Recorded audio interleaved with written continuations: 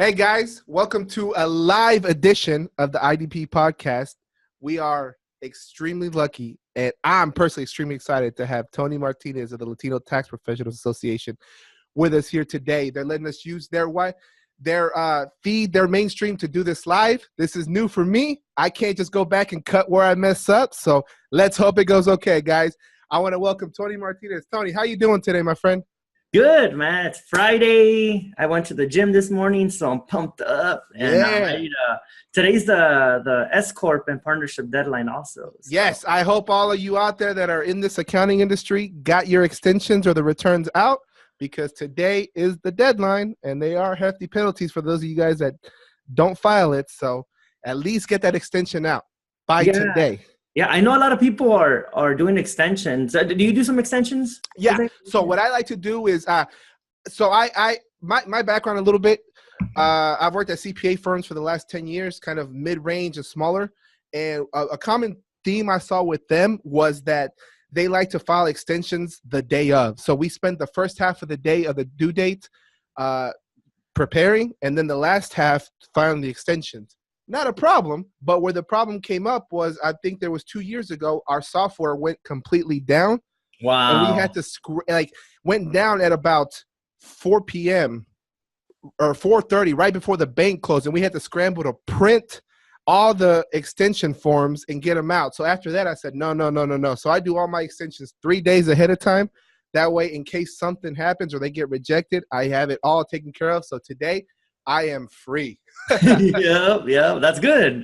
Yeah, it's like I said, you never know what can happen with the software. Your internet can go out, something can happen, and so I for me, I just like to be prepared. That's just the type of person I am. So that's good. No, that makes sense. That's awesome. So all right, guys, Tony, tell us a little bit about the Latino Tax Professionals Association. What do you guys do and everything? Like I would say, I'm a member.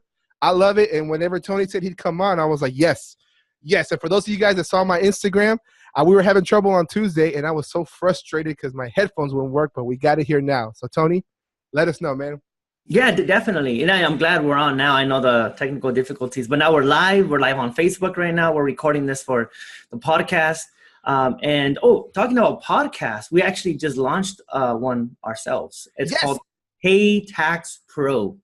Comes out every Friday. So today at 11 Pacific, 2 Eastern, you'll see the next episode. And you go to heytaxpro.com and catch it there. But I'm getting ahead of myself. Let's back up a little bit. Latino Tax Professionals Association, founded in 2009 by Carlos Lopez and his team. So Carlos comes from a background of tax and bookkeeping and accounting here in California. Central Coast of California, Salinas, California, our main office. And we should probably get him on another podcast. He'll be a great figure. I would love it. Yes. Yeah, to give your background. But I come in when I was in high school. I was a senior in high school. I went into one of the Lopez Tax Service offices, was looking for work. I was currently working at Wendy's, and I was like, let me try to get a job at an office. I'm a high school kid, so it was just like an after-school job. And got a job as a receptionist. It's cool, met some people. But after about 9 months, then I graduated. I went to college, studied. I got accepted to Berkeley to study engineering. So I was going to go into the construction industry as a project engineer, and I was taking my classes and all that good stuff. During the breaks, sometimes I would come back to Salinas to visit my parents. And during those breaks, I would ask Carlos, hey, is there any work for me? I'm always down to work, and he was always down to have me work. So I would stay in touch during college. Graduated in 2009, was going to work in San Diego or San Jose in construction projects. But in 2009, what happens? The recession, right? A lot of jobs in construction at that point. So I was like, all right, I'll keep looking. I speak hablo español. I have my degree. I'm sure I could find a job here pretty soon. But in the meantime, Carlos was like, hey, come back, work here for a little bit while you find another your job in the construction engineering industry. I was like, cool. And then I asked him, which tax office should I go help in? And he said, well, it's not a tax office. We still have Lopez Tax Service, but we have a new project. The new project, the name is Latino Tax Professionals Association. And what we're looking to do is be the voice for the Spanish-speaking Latino tax professionals across the country. Mm-hmm. who may need training in English and Spanish, who are underserved, who may need guidance, information. I was like, oh, that's interesting. And I asked him, there's nobody else doing it? He's like, no, there's nobody else across the country. I was like, whoa, that's so cool. Mm-hmm. And that was 2010. My first IRS tax forum, or my first taste of the industry, we go to Chicago to the tax forum. And I'm like 22, 23. I was like, oh, Chicago, this is so cool. Like, I'm traveling, and there's a trade show, and there's people, and then one of the sponsors, the vendors there, they're like, they know, because Carlos knows everyone. So like, they take him out to dinner, and he always brings us along, of course. And then, so I'm at some steakhouse in Chicago having steaks and drinks. And I'm like, whoa, this is business world. This is cool. And then, so that was cool. And then, like, that was the one show. And then the next show was Orlando Tax Forum back in 2010. But then what was happening is, as we were meeting people at the tax forums, at the shows, they would see the name Latino Tax Pro on the trade show booth. Mm-hmm. A lot of people would ask, what do you guys do? Are you guys software? I don't get it. Or they would ask, well, why? Like, and so at first we had to navigate. It was so funny the first couple of years. It was always, what do you guys do? What do you guys do? Like now, we still get it now, which sometimes, but not as much. Like, obviously, a lot of people, more people know us. But people would then ask, well, why do you need an association just for Latinos? And it's like, well, there's different needs. Like, for example, whether it's somebody that needs content in English and Spanish, or somebody that has dependents that do not live in the country. Maybe they're in Canada or Mexico, a lot of times. Mm-hmm. So there was unique situations that granted unique content. Mm-hmm. And then 2011 came, 2012. So as we were growing, we were getting a lot of attention because we were focusing on a niche market in a way. So we did lose a few people because of the name. It was like, oh, Latino's not for me. That would walk away. But for every one or two people we would lose, we would gain eight or nine, right? Nice. Because that would be interested in what we have to say. So they would show up, and then we would kind of go over what we have. But then during that time, the first couple of years, I was still looking for a job in the construction engineering industry. I love to build. That's kind of my passion, to build, whether it's build a skyscraper or build an organization. And so, but what I found is we were building. It wasn't a bridge, but it was a company, an organization. And so we were getting people that would come to our seminars, and then more brand recognition. I was like, this is kind of cool. So after a few years, I was like, if I'm not going to build a bridge, I'll just stay here and build an organization. Nice. No, that's awesome, man. And I love it. And I think that you hit it perfectly. There are certain situations that come up that why you would cater to the Latinos. The big thing I see all the time is they can speak English and Spanish, maybe even a third language, but and just like with us, whatever your native language is, that's what you feel most comfortable talking in. Like me, I speak very little French.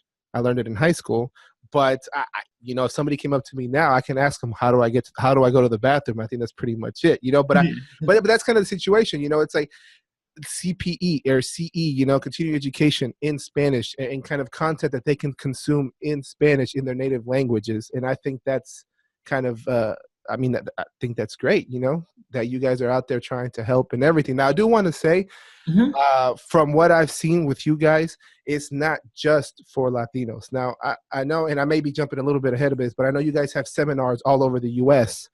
to kind of for tax kind of tax updates and things like that. So I went to the one here in Houston locally, and I saw all kinds of people there, because at the end of the day, the content is great.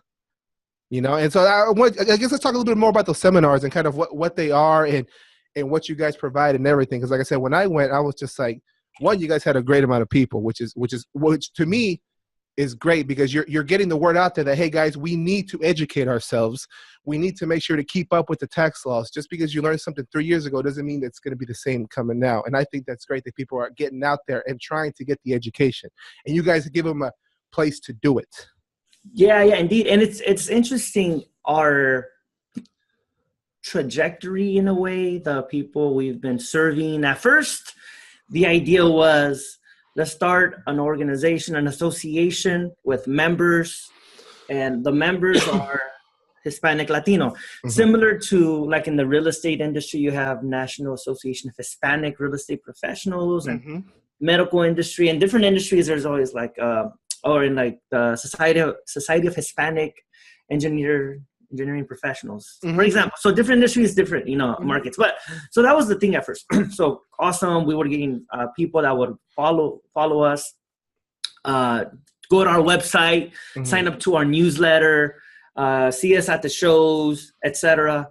But then we started getting phone calls from people from the Midwest or from Mississippi, from areas that are not, you wouldn't think they're predominantly Latino areas, even though Latinos are everywhere, right? But at first, it wasn't Texas, it wasn't California, Florida.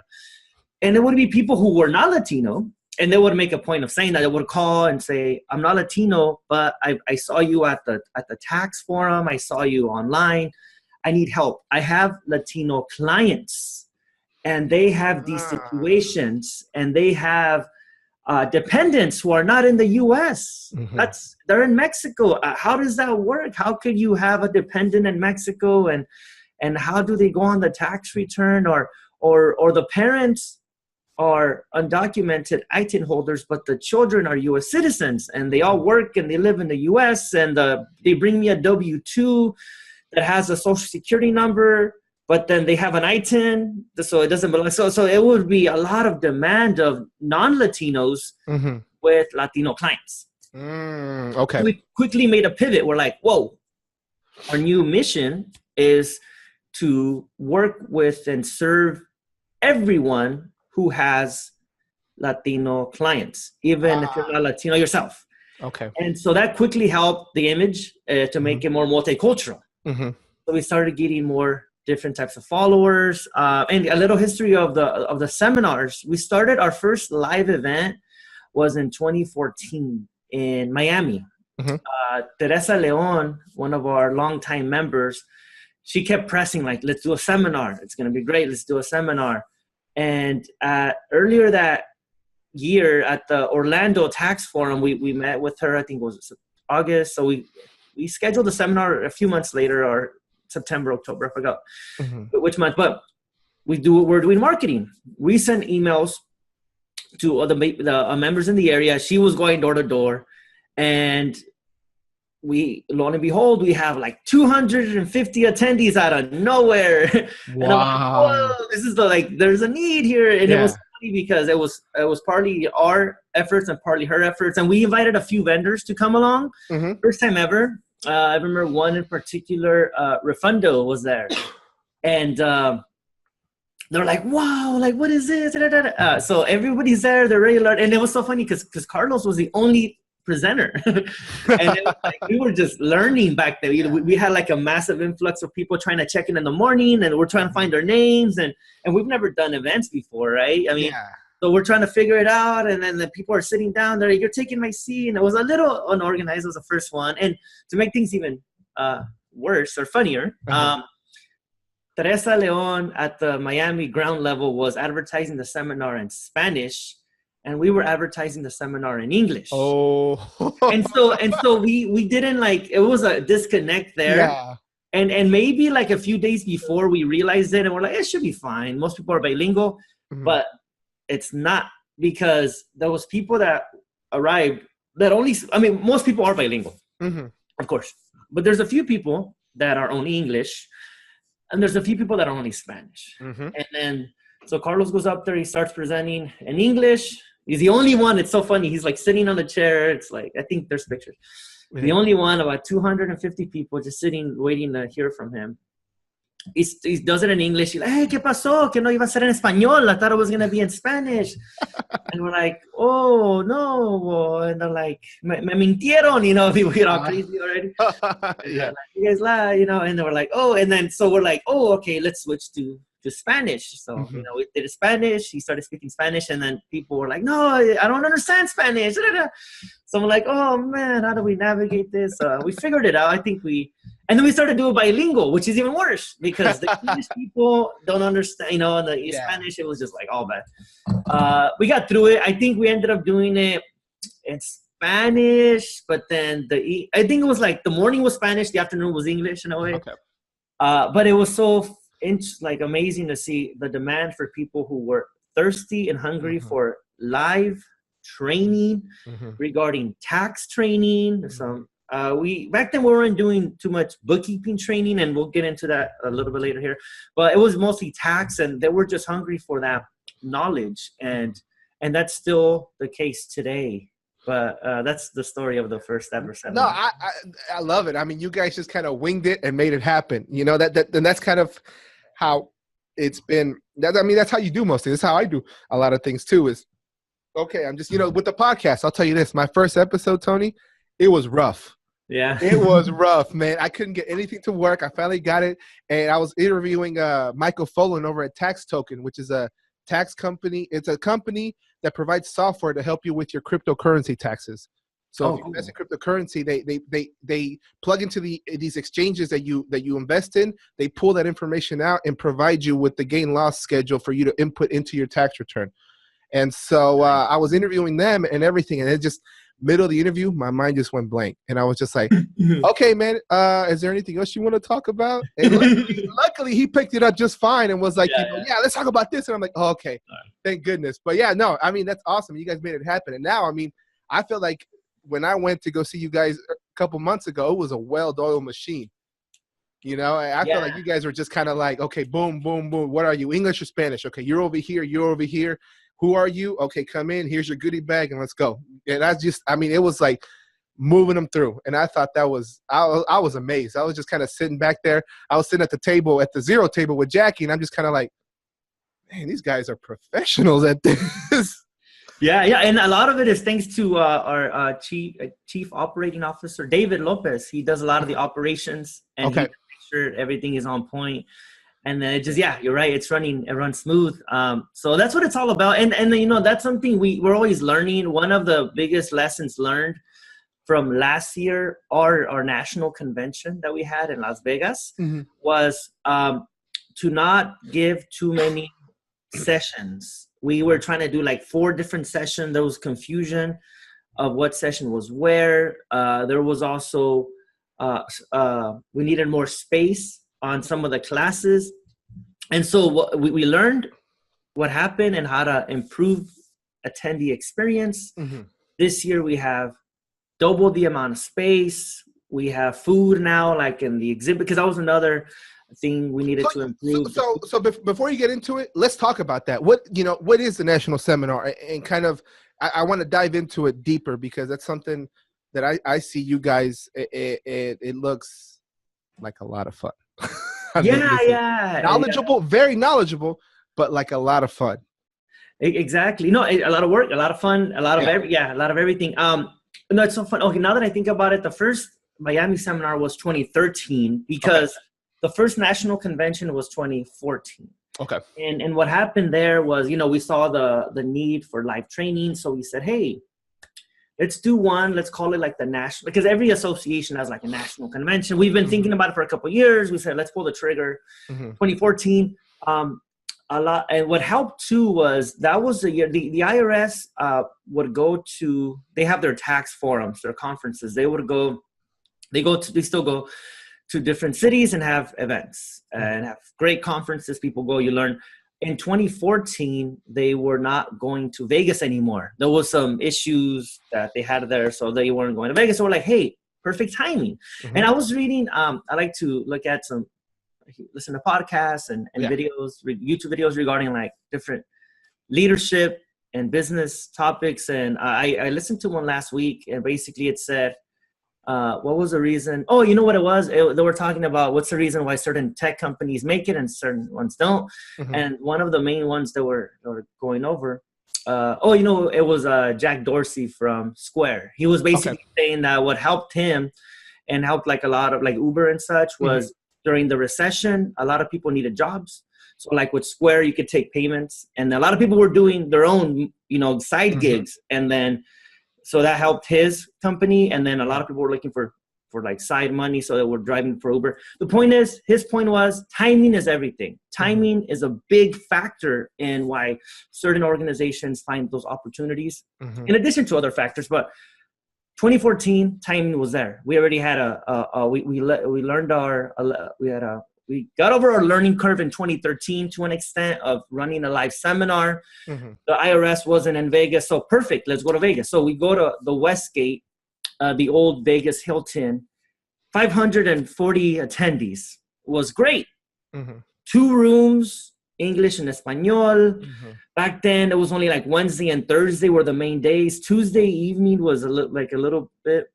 Mm-hmm. We had like maybe like 30 exhibitors, and I remember still like David Kidner from River City Bank was there from the beginning. Mm-hmm. I think Intuit was there. And there's a few more, and I'll make sure I name them because they're gonna get all mad. Like, oh. There's a few that were like down from the beginning that were there, and back then it was just like some tables. Yeah. But it was awesome. It was like nothing no one has ever seen before, because you get these attendees, they go, they're hungry for knowledge, and the type of attendee was of great value to these vendors, these sponsors, these partners, because they're a younger demographic. Mm-hmm. Over 60% of our members are under 45. Wow. Yeah. So it's something that's unheard of, like in the tax and accounting, from what I hear. No, that's great. No, I mean, a younger demographic there, and they're more entrepreneurial. So while maybe like other groups of people are looking to retire, like I noticed, like our group of people, they'll go up to the vendors and they'll say, "What do you have for me? What kind of software is this? Why do I need it? I want to open up another office. I want to hire employees." And so that was like a breath of fresh air to a lot of the partners there, and so that was like awesome. And like we did it, it got executed. It worked.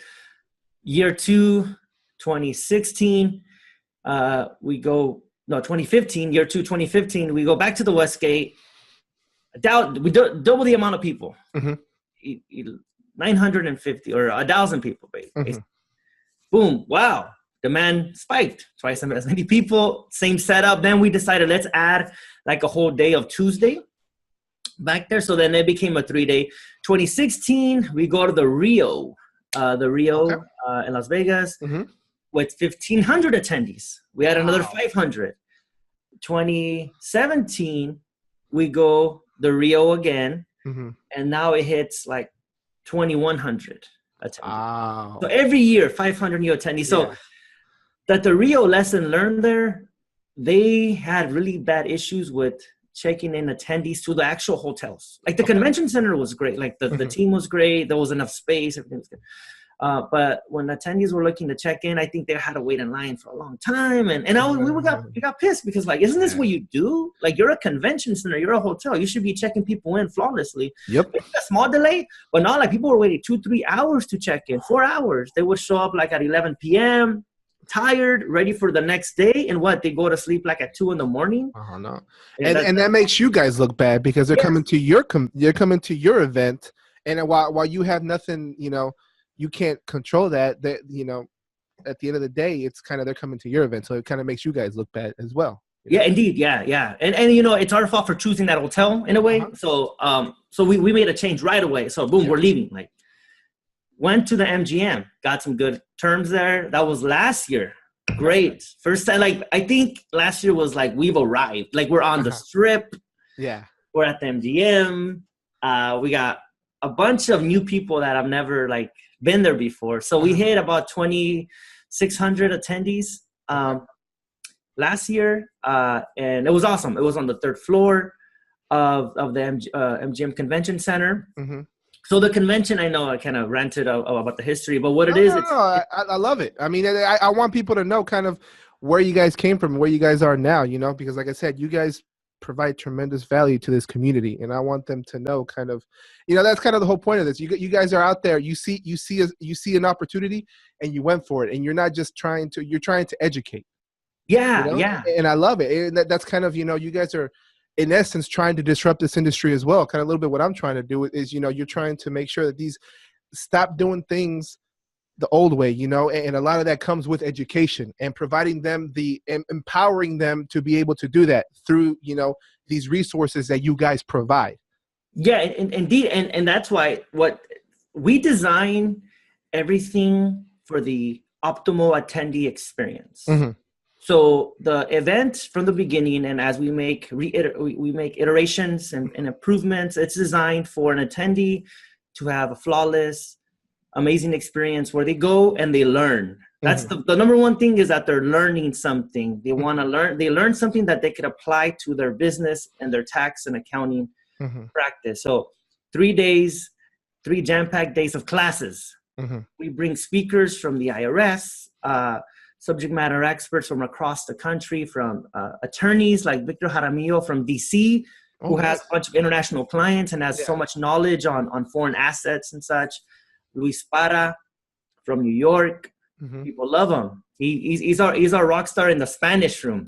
Yeah, he's Dominican, and and it's cool because everyone's like multicultural. So so he's an enrolled agent, and then we have various IRS subject matter experts. In the past, we've had Nina Olson, the taxpayer advocate. Oh, nice. Yeah, and then Sharon Bradley, who runs the ITIN policy section of the IRS. So like the kind of leaders, the executives to come in.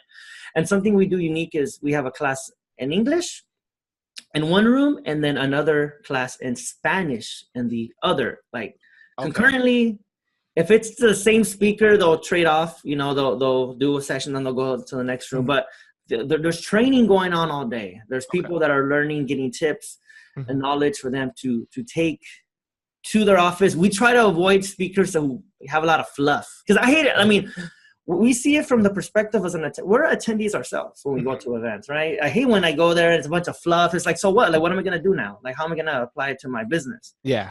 And so we're always, looking for the best and the brightest, the best and the brightest and speakers. In between there, we have a mercado, a marketplace. Some people call it exhibit hall, but we don't like calling it exhibit hall. It's mercado. So where you go and you have a lot of partners, a lot of vendors, exhibitors that have various resources, whether they're software, whether they're services like for marketing, for tax, accounting. Xero is our big partner of ours. And I know you use Xero too, right? Oh, I am 100% Xero. Yeah. But that's another subject and another time. I don't want to do right. But like, I feel like if I go on that tangent, we're going to be on there for the next probably hour or so. But so Xero's on there. Yeah. So they go there, and then, so it was a lot of different partners that are in there. Yeah. And from the beginning, they've always been supporting us. But what happens is it creates like kind of like an ecosystem where you have people that arrive to learn, take the classes. In between, they go into the marketplace and they visit with a lot of the solutions out there, the vendors, the exhibitors, and some of them give classes in the breakout sessions. There's lunch and learns. People go and they're like. Receive Bank had a cool lunch and learn last year at Top Golf. For 2 hours. They got a bunch of food and drinks, and it was like, Damien gave a presentation, and there were people shooting balls. It was like cool. So there at the MGM, and Allstate Insurance had another lunch and learn. So all that good stuff. After a full day of learning and visiting with exhibitors at 5:30, when the last class ends, we have a fiesta, a big networking mixer for the purpose of people to blow off some steam, unwind, but as important is to meet other attendees, to meet other entrepreneurs, other professionals, other leaders, because I always tell when I go up there and say, thank everyone for attending, I tell them, you guys are the top of the industry. Like, you guys invested to come to a conference, to be here. You guys want to grow. You guys want to learn. Everyone else next to you is the same. Like, meet them, get to know them, like see where they're from and see what kind of strategies and tips they're doing. And so people are having a good time. The mariachis going, the tequila is flowing. Like Casa Azul Tequila is our tequila sponsor. Nice. There's margaritas and like it's a good time. So that's the first day. The second day, the same thing, all day learning, training. And the evening on the second day, we go out to the pool and have like a massive pool party with live salsa band and the sponsors by Cabanas, and they have bottle service in there. So and then the last day is again learning. So always learning's number one, but and with that comes the continuing education. But then people really like the networking aspect and like the mercado, the marketplace. So it just creates a lot of different points for people to interact. And so that was last year. Just to kind of jump back to my earlier story, 2,600 attendees last year. This year, 2019, we're expecting about 3,200 attendees Wow. to go. And that's a conservative projection based on the fact that we've been attracting 500 new attendees every year. Mm-hmm. We might surpass that, but we want to be conservative just to plan for it. And the venue fits 4,000 because we got the MGM expanded the construction of the entire convention center, and the venue fits 4,000, but we're looking at 3,200 as a goal. And if we surpass it, the more the merrier. No, and I want to touch on, because you said the whole networking aspect of it. That's the most important thing, is meeting people and talking with them and seeing, kind of strategizing with them. That's what I love to do. I'll go out to network and I'll start talking to somebody and, hey, let's talk a little bit. How do you do this? Okay, I do it this way. But, where you think you may be doing it the best way, what if somebody comes in, hey, man, what if you do it this way? And you're like, oh, my God, are you kidding me? You can do that kind of thing, and that to me is the most, the education is great, but the networking, I think, is also extremely valuable, because you can always learn from other people and you can teach other people and you make great friends. I'll say this, Xero has a community here in Houston, and I have made some really great friends. There's actually one gentleman that we actually talk probably about once every other week. He's trying to build his practice. I'm working on building mine up. And we just, hey, man, what about this app? Have you used this? Okay, I did this. Okay, what are you paying for this? What did they charge you for this? Okay, well, can you give me your sales guy to give me the deal he gave you, and things like that, to kind of help each other out. Because, a lot of things I see in this industry, and this is something I talked to a little bit with JJ, the CPA, last episode, was in this industry, they like to keep their knowledge just kind of internally, with fear of, if they share it, then, oh, well, someone's going to take it and someone's going to use it against you. But I mean, nowadays, Tony, and you can correct me if I'm wrong, you can almost find anything on Google. Yeah. So why not just share it and be more collaborative? Because where you think maybe, like I said, you're doing a tax strategy for a high net worth individual that you think is working, but then somebody comes in and says, hey, have you tried this? And then you're like, oh my God, and you can save them a lot more money. And you learn that just by, and you make a new friend. Yeah, right. And so that's the best part. I mean, for me, that's what I love the most about it. But yeah, so this year, 2019 MGM Grand.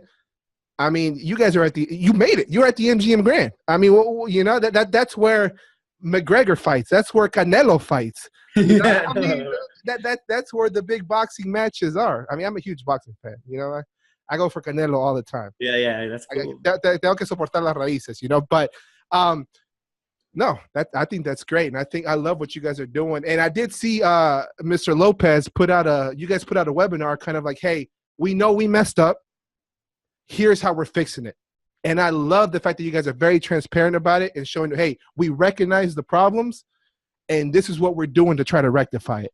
Yeah, and I think that is tremendous, because a lot of people may just be like, because, maybe you may get some people that get frustrated with something. Because I know one of the problems, if I'm not mistaken, was the 199A, people thinking it was a 1099 class.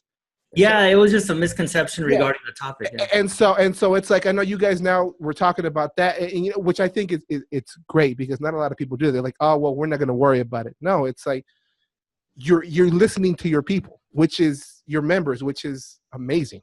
Yeah, indeed. I mean, here's some of the top pain points that happened and we are addressing and improving on. Number one, there wasn't any food in the convention center, in the Mercado marketplace for people to buy, like during lunch. They had to leave, go all the way to the food court, wait in line. And by the time they got their food, finally, there was big lines. They had no time to eat. They would try to come back to the convention center, and they would get told, you can't bring food in here. I'm like, what? I mean, like, that's nonsense. I mean, if I was an attendee, I would be frustrated as well. So we're gonna have food in there, in the exhibit hall, in the Mercado, in the marketplace. Okay. For people to enjoy and a place, because now we have more space. We're gonna expand the marketplace. There's place now for people to sit and eat. Oh, perfect. And we're making every lunch break 2 hours long. So 2-hour lunch break every day, enough time for you to get some food. Breakout sessions will be going on during the lunch break, so you could go catch a quick class if you want to.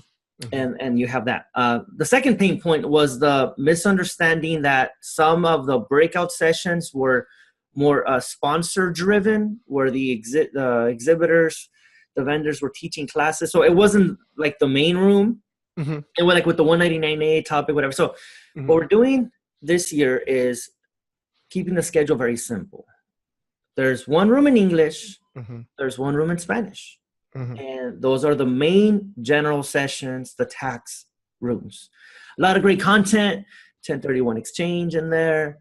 We're going to have ITIN content, a lot of the updates, etc. We're even going to have one on how to determine if a business is a specified service, trade, or business or not. I love it. Like how to go in English and Espanol, like how to and much more. We'll get into we're going to release the schedule soon. But we are going to have smaller breakout sessions for our partners and sponsors to give great information. Xero is going to have one, Paychecks, Intuit will be there also with one, Receipt Bank, Right Networks and such. A lot of great topics on automation, on improving your business. But those are going to happen only during the breaks. Okay. Only during the breaks. That way there's no confusion. If the general session is going on, those rooms are empty. If those rooms are, if the smaller breakout session rooms are on, the big rooms are empty. So no confusion there. Okay. The third pain point is not enough space because of the misconfusion, the misunderstanding of the topics. A lot of people would try to go to the small room and the big room was half empty. And so addressing the topic and keeping the classes to two is going to help that, but we're going to have more space overall. That's another pain point. And those were like overall and also there was a few last minute changes to the schedule that's not going to happen. The schedule is almost set. I think this next week we'll set it and we're not going to change it for any reason. So exactly. So you learn, you iterate, and you learn and you improve, always improve. There's always something to improve. The attendee experience is it. That is everything we do. That's what you designed the event to do, the organization. And so excited for this year. I know that there's a few people that there's a lot of people that are happy they're going to come back. There's a few that are like, oh, I don't know if I want to come back. Like, hopefully you do. If you don't, I understand. But even if you do or don't, we're still going to make it better. Like, we're still going to make it better because that's what we do, because that's Latino Tax Pro. We want to have an event that we're proud of, that we work hard for weeks on end. And that was one of the reasons why we got really mad at the Rio for messing up the check-in experience, because we were in a meeting with them like, do you know how hard we work like every day of every week of every month for like months, leading up to this to make it as flawless as possible. And because you did something, it wasn't an optimal attendee experience, but hopefully a lot of people could go because it's going to be awesome. Now we talked about it, but we haven't talked about the dates. Yes. When are the dates? Yes. So because I know those on the podcast may not be able to see my screen, but those that are on Facebook Live, you can see my screen. So I'm going to share it. If you go to latinotaxfest.com, you could see that it'll take place July 30th, 31st, and August 1st. Perfect. At the MGM in Las Vegas. Perfect. Yeah. And for those guys, once the episode comes out, we will have the video portion of it as well on YouTube, on our YouTube page. And so you'll be able to see all this information there as well. But for those of you that are watching it live right now, there you go, guys. I recommend it. It looks like a lot of fun. Like I said, if it's anything like the seminar they had here locally, you're in for a treat. For sure. Yeah, and then we have some special partnerships like the MGM Grand. They have their hotel rooms, very reasonable rates. I think it's $99 a night. Wow! So you could go and get a room there. We recommend. I know another pain point was the distance people had to walk from the room to the convention center, and that's given. It's a conference, but. If that was a pain point for you, I recommend you stay at they call them the signature rooms. Okay. They're closer. They're a little bit more. I think they're like $129 a night. But hey, you're a lot closer. So it's $30 for that convenience, and why not? Yeah, why not? And then also, those of you traveling, we have a special partnership with Southwest Airlines. They're the official airline of Latino Tax Fest. And if you go through their link, you use their code, you get 10% discount off any time and business select fares. And even 3% off their Wanna Get Away. I mean, their fares are already reasonably cheap. Why not get some more discounts on top of that? So keep that in mind there for sure. So if you're sitting here and saying, I don't know if I'm going to go, guys, there's absolutely no reason why you shouldn't go anymore. I mean, these guys are hooking it up for y'all. Education, parties, discount travel, discount hotel at the MGM on the Strand. On the Strip, I mean, not the Strand, the Strip. I mean, come on, you know? So, no, I love it. It's great. I am working on I'm going to try my hardest to go this year so I can go there because I do want to experience it. And, I think, I just got to, again, check with my wife to make sure it's okay. But, and see if I can take her too because I think bring her too. And that's a really good point where a lot of professionals, they bring their spouses, and their spouses may not be in the industry, but we have what's called a guest pass. The guest pass gives you access to everything except the sessions. You get access to the coffee and pastries in the morning, to the marketplace with all the exhibitors, to the fiestas, to the event, basically to the breakout sessions if you wish, to the event except the session. So some attendees, they bring their spouse and they get them a guest pass and they just have a good time. So and you know what? And that's perfect, especially for you guys that are self-employed, that maybe your wife is your office manager or your wife is the one that kind of handles the administrative stuff of it. While you're consuming this information, have her go out there and talk to these apps, these different softwares. Guys, they are awesome. They provide so much information that you can use and how their software could fit into your system to make you kind of a little bit more efficient and give you a little bit of that time back, or how it can help you. You know, and I think I didn't even know you guys had the guest pass. That's even better. So yeah, I'm gonna have to take her. I think definitely that'd be a lot of fun. And I'll tell you this, I know she'll join the fiesta with the like you said, tequila flowing. So it's a good time. Yeah, people have a good time, and then they it's after a long day, they just network and it's all good. Overall, and I want to go back to switch it up a little bit. Like I was saying earlier, when we started, and let me unshare so people could see our faces again. Let's see. Like when we started, we first were thinking, the association, let's have a group organization for Latino professionals. So yeah, and then we pivoted and said, this association is for any and everyone who serves Latino clients. So that's the commonality. You serve Latino clients. Doesn't matter if you're Latino or not. Join us because we have unique seminars, unique resources, information that will help you better serve those Latino clients. But last fall, we were contracted to go up to Oregon and speak with a bunch of great professionals up there regarding multicultural clients.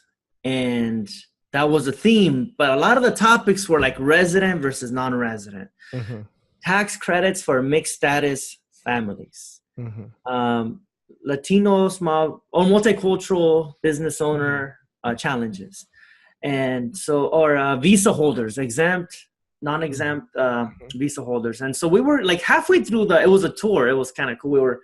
Got a rental car, and me and Mr. Lopez, we went to different towns and gave the session. But halfway through, one of the attendees brought up a great point. She was like, "You've been talking about ITINs and residency, non-residency, visa holders."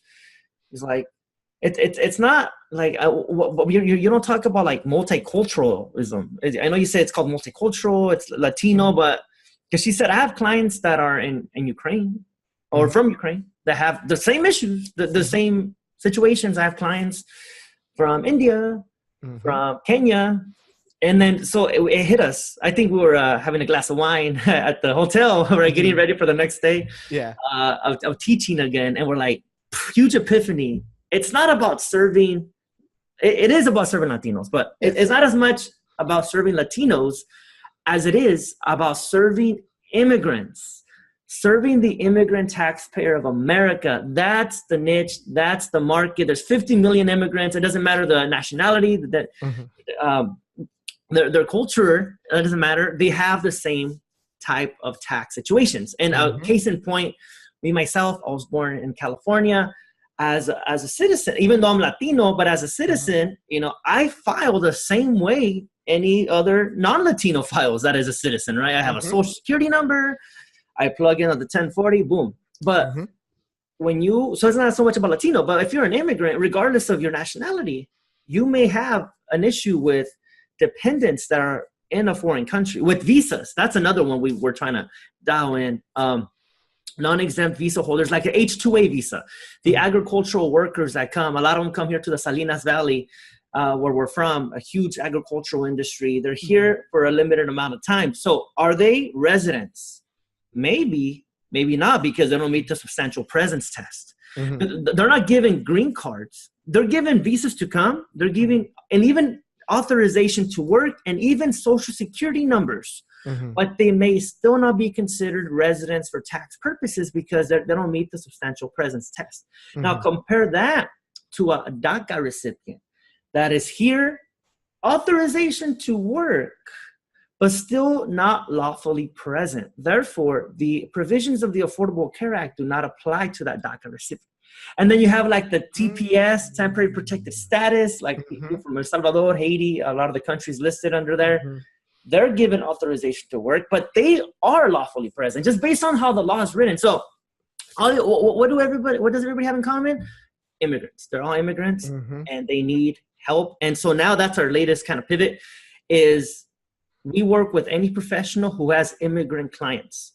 And we want to provide education, tools, resources, bring in partners to help these professionals who serve immigrant clients.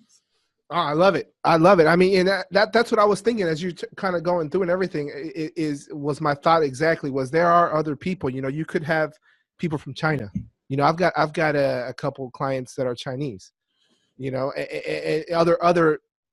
other countries, like you said, at the end of the day, immigrants, and I think that's wonderful, man. I think that's great. And I think that you guys are providing, again, that content, that knowledge out there for them. Yeah. I think that's awesome. So, okay. I do want to get on, there's something else I do want to touch on that you guys just announced. I know we kind of went on the seminars and the education. And like I said, the fact that you guys are now pivoting to immigrants is great. But I know something else you guys are providing. And it's this partnership with Tus Tres Maestras, right? Yes. Okay. So I do want to talk about that because I did see the seminar earlier this week. I think yesterday, the day before. And so I want to talk a little bit about that and this new service that you guys, how you partnered with them for your members. Yeah, for sure. I'm going to do, again, share my screen. I know some of you are not listening, are not able to see. Yeah, so if you're listening on the podcast, you're not going to see the screen. So what I would do is suggest go to our YouTube page, look up ZTX Advisors. We'll see the video portion of it. And that way you'll be able to see everything that Tony here is showing. Yeah, awesome. So I'm showing on our website, LatinoTaxPro.com. You see here, if you go to courses and you click on bookkeeping, it's a landing page with information. What it is, so for many years, we've been asked to provide bookkeeping training because it goes hand in hand with tax training. And that's another trend we've been noticing, that a lot of the members are now asking for resources, training to serve business clients. A lot of people, a lot of members, they serve individual 1040 clients, great. But more and more every year, they get the Schedule Cs. They're asking to become S-Corps. They're asking for the balance sheet to take to the bank, a loan. And then, so there's a lot to do with serving business clients. So we've been, so two approaches that we're starting this year. One is to focus on the immigrant taxpayer of America. And it's usually like serving the underserved. A lot of them that have challenges, they may not know where to go get information. So that's one thing. Then the second thing is helping the members be able to serve business clients. overall. And so that has a lot. So what does that mean? I mean, you need to have some bookkeeping, accounting knowledge before you start filling out the 1120S or the 1065, the 1120. You need to have some accounting knowledge to understand what a balance sheet is, profit and loss statements. Basis is key. Basis depreciation, all that good stuff. And the current, we've announced this year a partnership with Tus Tres Maestras. They're are great experts in this field. And we are going to have a class starting May 6th. It's going to be online, an online webinar class. It's going on for a couple weeks where it's a 6-part series. So they're going to be going over creating a high-performance business, embracing technology, accounting solutions. They happen to use QuickBooks, and that's what they're going to be using. We're also going to partner with another partnership here pretty soon that uses Xero. That way our members get the best of both worlds. But they happen to be using QuickBooks, so they're going to show our members that. And I just overall, like going from books to tax life cycle, it's going to be really informative. Anybody that's interested, go to latinotaxpro.com, click on bookkeeping, and you could get information there. And they're also going to be here live at our office on April 29th. What we do every April, we have what we call a partnership and corporations class. We do it in April and also later in the fall, so spring and fall. But this one, it's 3 days where we train professionals how to fill out those complex tax forms, like the 1065 line by line, the 1120S, 1120, give them scenarios. But so we thought, hey, well, let's invite Tus Tres Maestras, Mariette, Carmen, Vanessa, to be able to start the week with some bookkeeping training, some basics of bookkeeping, right? Get people in it, and then they'll figure out how to fill out those complex forms. So yeah, excited about the partnership because finally we have curriculum that we could give our members to be able to learn about bookkeeping and be able to serve business clients. No, I love it. I mean, and again, providing more value to your members. Yeah, that's what it's about. It's you hear what they're asking for, and you deliver, and it's not, pardon my French, half-ass delivered. It's, you guys deliver with somebody that is obviously kind of a leader in the marketplace for this with Tus Tres Maestras. So I follow Mariette, right? I follow her on Instagram and LinkedIn, and I love the content that she puts out. Like you said, they're very QuickBooks heavy. They use Intuit and QuickBooks products.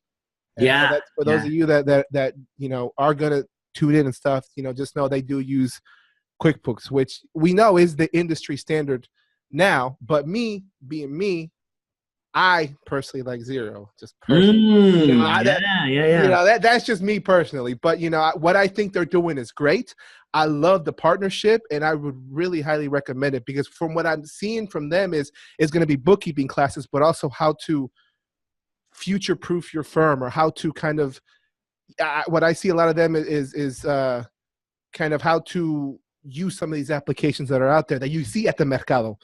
How do they tie into your business? And am I right there, or kind of am I off base a little bit? Yeah, no, exactly. Okay. It's more how to embrace technology into the bookkeeping arena. Because I've noticed there's a big disconnect with our members who in our group who serve Latino and immigrant business owners and the current accounting bookkeeping industry. And what I mean by that is the first time I realized there was even a bookkeeping industry in a way, which I kind of knew it, but it was the first conference, that's a better way to say, the first bookkeeping accounting conference I attended was Scaling New Heights in 2017 in Orlando. They invited us to go and speak, and I was like, because in my brain, when I hear bookkeeping, it's like, oh, taxes. It's just going to be like the IRS tax forum. There's going to be some vendors, some presentations. So I get there and I'm like who's T-Sheets? Like Gruntworks. Like there's all these like companies I've never like heard of them, and they're all tech companies. I was like, whoa, Right Networks and HubDoc,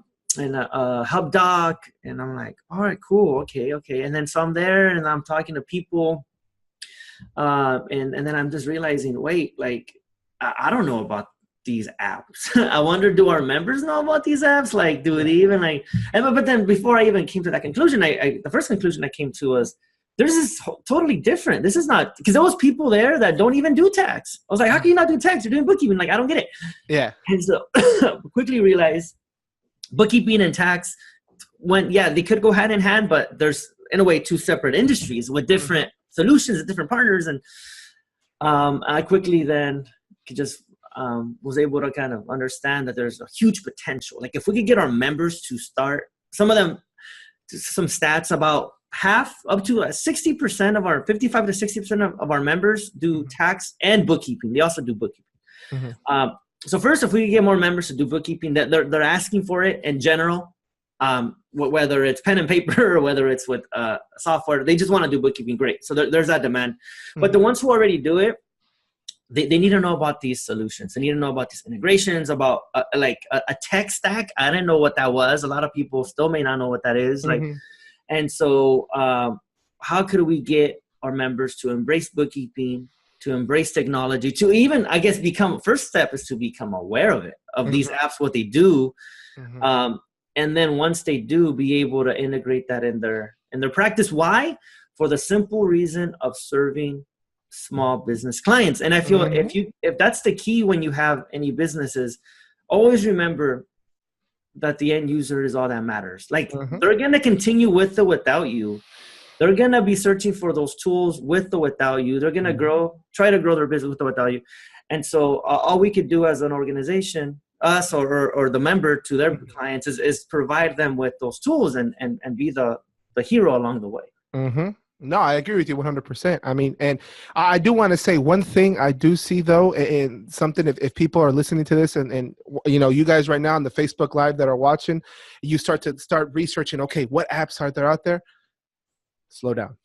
Because if I'm not mistaken, there's over like 700 apps or almost 800 apps out there that speak with Xero or QuickBooks that can be used. Yeah. And so that's another thing too. There's something called app overload, which just because it's the most expensive doesn't mean it makes the most sense for you.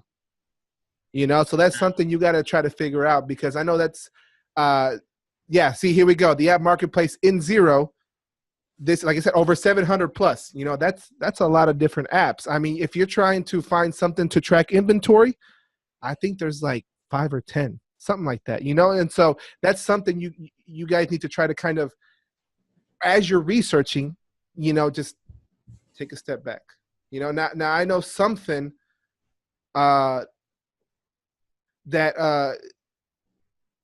and my mind just went blank, Tony. Wow. I was trying to say something. I don't know where my mind was going, and my mind just went blank. Because I mean, I'm telling you, these apps are overwhelming.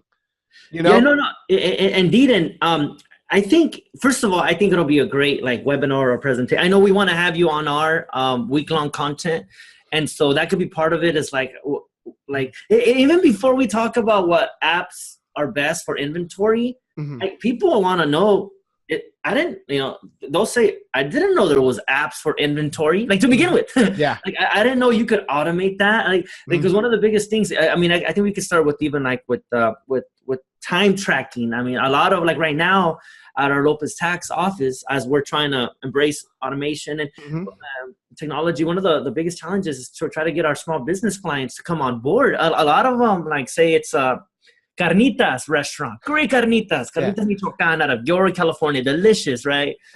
They run a great business, they have clientele, they have great food, but they submit their time sheets via fax to our office to, you know, get their employees paid. I mean, so I think that's a lot that's happening across the country, where great entrepreneurs, great product or service or food or whatever it may be, but it's just how do we help them embrace that technology for them to run more efficient. And what happens though, unfortunately, they just look at the price. Oh, va a ser más caro. It's expensive. But look, let's sit down and like, maybe you want to open up a second carnita restaurant, like, you know, and hire some employees, like, or how are we going to do that? Like, something simple we could start with is, do you have an employee handbook? Like, you know, and I know ADP and Paychecks are great, at that, but and I think that's the case with a lot of our members and the clients that they serve. From firsthand experience at Lopez Tax Services, before we talk about what kind of apps are great for inventory. Yeah, let's talk about.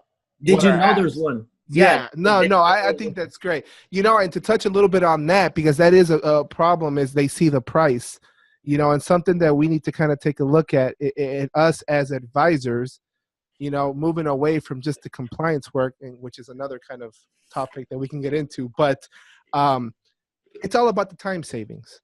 How much time is the owner taking, or his admin taking, to collect those timesheets and fax them over? Let's say it takes them 3 hours to collect everything. Okay, how much is your time worth? 3 hours a week to send it if it's weekly.